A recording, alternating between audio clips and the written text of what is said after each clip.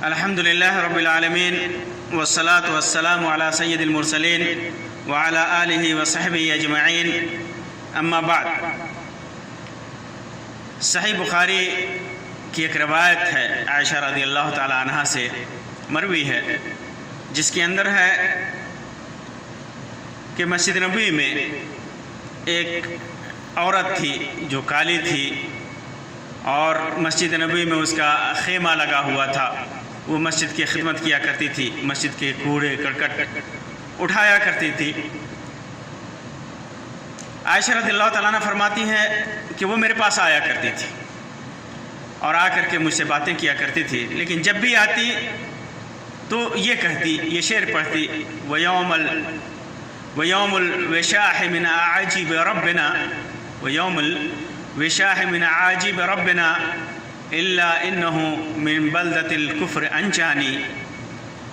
کہ کمر بند کا دن ہمارے رب کی عجیب نشانیوں میں سے ہے، اسی نے مجھے کفر کے ملک سے نجات دی۔ عائشہ رضی اللہ تعالی عنہ نے ایک بار اس سے پوچھا کہ یہ یوم الوشاح کا قصہ کیا ہے، آخر بات کیا ہے؟ جب تم جب بھی میرے پاس بیٹھتی ہو تو یہ بات ضرور کہتی ہو۔ تو اس عورت نے عائشہ رضی اللہ تعالی عنہ کو اپنا وہ قصہ سنایا۔ وہ قصہ تھا کہ وہ زمانہ جاہلیت میں، اسلام لانے سے پہلے، وہ عرب کے کسی قبیلے کی ایک لونڈی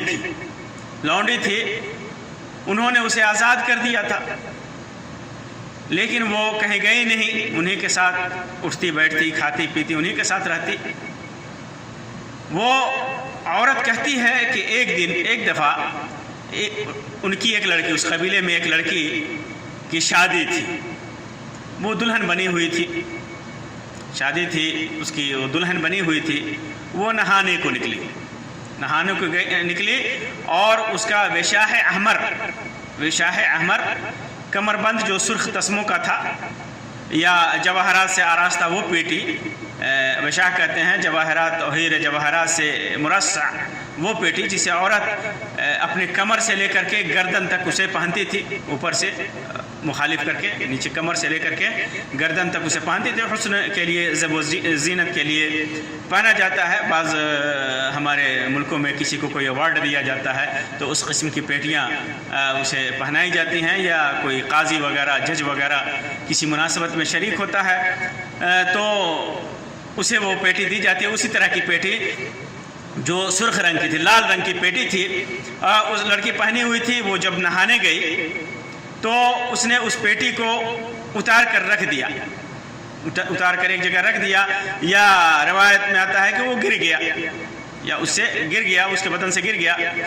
پھر چونکہ وہ لال تھا، وہ پیٹی لال تھی، وشاح لال تھا، تو ایک چیل نے اس کو گوشت سمجھ لیا، گوشت کا ٹکڑا سمجھ لیا۔ ایک چیل گزری وہاں سے تو اس کے گوشت کا ٹکڑا سمجھ کر کے اس نے اسے اٹھا لیا، چھپٹ کر کے لے گئی۔ بعد میں قبیلے والوں نے اس پیٹی کو، اس وشاح کو بہت تلاش کیا، لیکن وہ پیٹی نہیں ملی، وہ کمر بند نہیں ملی۔ ان لوگوں نے اس کی تہمت اس عورت پہ لگا دی، اس کالی عورت پہ جو پہلے لونڈی تھی، پھر آزاد کر دی گئی تھی، اس پر لگا دی اور اس کی تلاشی لینی شروع کر دی، یہاں تک کہ انہوں نے اس کے شرمگاہ کو بھی نہیں چھوڑا، اس کی پوشیدہ مقامات کو بھی ان لوگوں نے اس کی بھی تلاشی لی، اور وہ اتنی شرمندگی محسوس کر رہی تھی، بار بار کہہ رہی تھی کہ میں نے نہیں لیا ہے، لیکن لوگوں نے اس کی زبردستی تلاشی لی اور اس کے سارے کپڑے کھول کر کے اس کی تلاشی لی۔ ایک روایت میں آتا ہے کہ وہ کہتی ہے کہ فدعوت اللہ ان یبرئنی، میں نے اللہ سے دعا کی کہ اللہ مجھے اس الزام سے بری کر دے، مجھے اس الزام سے پاک کر دے۔ وہ عورت کہتی ہے کہ اللہ کی قسم میں ان کے ساتھ اسی حالت میں کھڑی تھی کہ وہی چیل دوبارہ آئی اور اس نے ان کا وہ کمربند وہیں پہ گرا دیا، گوے شاہ وہیں پہ گرا دیا، وہ ان کے سامنے ہی گرا، وہ سب دیکھ رہے ہیں۔ تو اس عورت نے اسے دیکھ کر کے کہا یہی تو تھا جس کی تم مجھ پر تہمت لگا رہے تھے، الزام لگا رہے تھے کہ میں نے چوری کیا ہے، میری تلاشی لی، حالانکہ میں اس سے پاک تھی، اس سے بری تھی، میں نے چوری نہیں کی، یہی تو ہے وہ کمربند۔ اس کے بعد اس لونڈی نے ان لوگوں کا ساتھ چھوڑ دیا اور اس کے بعد مسلمان ہو کر کے اللہ کے رسول صلی اللہ علیہ وسلم کی خدمت میں حاضر ہوئی، اسلام لائی۔ عائشہ رضی اللہ تعالیٰ عنہ کہتی ہیں کہ اس کے بعد ہی اس کا خیمہ اس مسجد میں لگا دیا گیا، چھوٹا سا خیمہ، اور بعض روایتوں میں آتا ہے کہ بڑا خیمہ لگا دیا گیا، اور وہ اسی میں رہتی تھی، مسجد نبی کی خدمت کرتی تھی۔ ابو ہریرہ رضی اللہ تعالیٰ عنہ کی روایت میں ہے، جسے صحیح مسلم کے اندر امام مسلم نے روایت کیا ہے، فرماتے ہیں کہ وہ کالی عورت جو مسجد نبی کی خدمت کیا کرتی تھی، ایک روز اللہ کے رسول صلی اللہ علیہ وسلم باہر نکلے تو دیکھتے کیا ہے کہ وہ عورت نہیں ہے۔ لوگوں نے عرض کیا، لوگوں سے پوچھا کہ وہ عورت کہاں گئی، آج نظر نہیں آ رہی۔ تو لوگوں نے کہا اللہ کے رسول صلی اللہ علیہ وسلم وہ تو رات ہی کو مر گئی، اس کی وفات ہو گئی اور ہم نے اسے دفن کر دیا۔ تو اللہ کے رسول صلی اللہ علیہ وسلم نے فرمایا افلا کنتم آذنتمونی، تم لوگوں نے مجھے کیوں بتایا نہیں، کیوں خبر نہیں دی کہ وہ عورت مر گئی؟ ایک چھوٹی سی بات سمجھ کر کے ان لوگوں نے اللہ کے رسول صلی اللہ علیہ وسلم کو خبر نہیں دی تھی، اور کہا انہوں نے کہ آپ سو رہے تھے، آپ کو ہم نے تکلیف دینا مناسب نہیں سمجھا اور اسے دفن کر دیا۔ تو اللہ کے رسول صلی اللہ علیہ وسلم نے فرمایا دلونی علی قبرہا، چلو مجھے اس کی قبر بتاؤ، مجھے اس کی قبر بتاؤ۔ لوگوں نے جا کر کے آپ صلی اللہ علیہ وسلم کو اس کی قبر بتائی، تو اللہ کے رسول صلی اللہ علیہ وسلم نے وہاں پر جنازے کی نماز پڑھی اس کے لیے، اور فرمایا ان هذه القبور مملوءة ظلمة على أهلها وإن الله عز وجل ينورها لهم بصلاة عليهم۔ یہ قبریں اندھیرے سے بھری ہوئی ہیں، یہ قبریں اندھیرے سے بھری ہوتی ہیں، تاریک ہوتی ہیں، اور اللہ تعالیٰ ان کو میرے نماز پڑھنے سے روشن کر دیتا ہے۔ یہ اس عورت کا قصہ ہے جو ایک مظلوم عورت تھی، اور اس کی دعا کو اللہ تبارک و تعالیٰ نے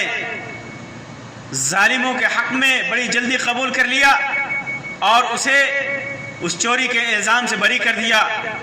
وہ اسلام لاتی ہے، مسجد نبی کی خدمت کرتی ہے، وفات پا جاتی ہے، اللہ کے رسول صلی اللہ علیہ وسلم اسے نہیں پاتے، اور پھر جا کر کے اس کی قبر پہ نماز پڑھتے ہیں۔ یہ اتنا بڑا مقام اس عورت کو حاصل ہوتا ہے کہ اللہ کے رسول صلی اللہ علیہ وسلم اس کے اوپر نماز پڑھتے ہیں۔ اس حدیث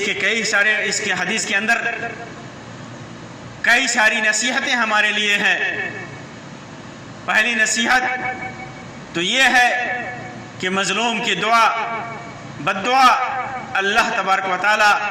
بڑی جلدی قبول کرتا ہے۔ اور دوسری نصیحت یہ ملتی ہے کہ اللہ کے رسول صلی اللہ علیہ وسلم لوگوں کے کس قدر تعظیم کیا کرتے تھے، اللہ کی طاعت اور عبادت میں جو گزارتا تھا، اللہ کے رسول صلی اللہ علیہ وسلم اس کی نہایت ہی خبرگیری کرتے تھے۔ اسی طرح ایک بات کا پتہ یہ بھی چلا کہ اگر مناسب ہو، حالات سازگار ہوں، تو عورتیں بھی مسجدوں کی خدمت کر سکتی ہیں۔ اور ایک اور بات کا پتہ چلا کہ اللہ کے رسول صلی اللہ علیہ وسلم کو غیبی باتوں کا علم نہیں تھا، کیونکہ اگر آپ کو غیب کا علم ہوتا تو صحابہ کرام سے یہ نہیں پوچھتے کہ وہ عورت کہاں ہے، اور پھر صحابہ کرام کو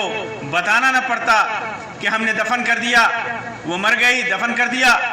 اور آپ کو اس لیے نہیں جگایا کہ آپ سوئے ہوئے تھے۔ اسی طرح آپ نے کہا کہ مجھے اس کی خبر بتا، اگر آپ کو اس کا علم ہوتا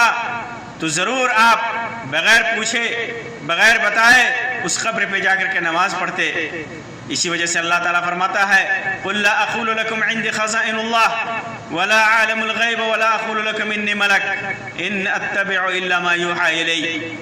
کہ کہہ دیجئے کہ میرے پاس اللہ کا خزانہ ہے، یہ میں نہیں کہتا، اور میں غیب کی باتیں نہیں جانتا، اور میں یہ نہیں کہتا کہ میں ملک ہوں، میں تو صرف اسی بات کی اتباع کرتا ہوں جس کی وحی کی جاتی ہے، یعنی جو اللہ تبارک و تعالی بتاتا ہے، جو اللہ تبارک و تعالی خبر دیتا ہے، جن غیبیات کا، جن امور کا، جن ماضی کی باتوں کا، گزری ہوئی باتوں کی خبر دیتا ہے، آنے والی باتوں کی خبر دیتا ہے، صرف وہی جانتا ہوں، باقی خود سے کچھ نہیں جانتا۔ اسی طرح اللہ کے رسول صلی اللہ علیہ وسلم کے سلسلے میں اس حدیث میں یہ بھی پتہ چلا کہ اللہ کے رسول صلی اللہ علیہ وسلم اپنی امت اور اصحاب کا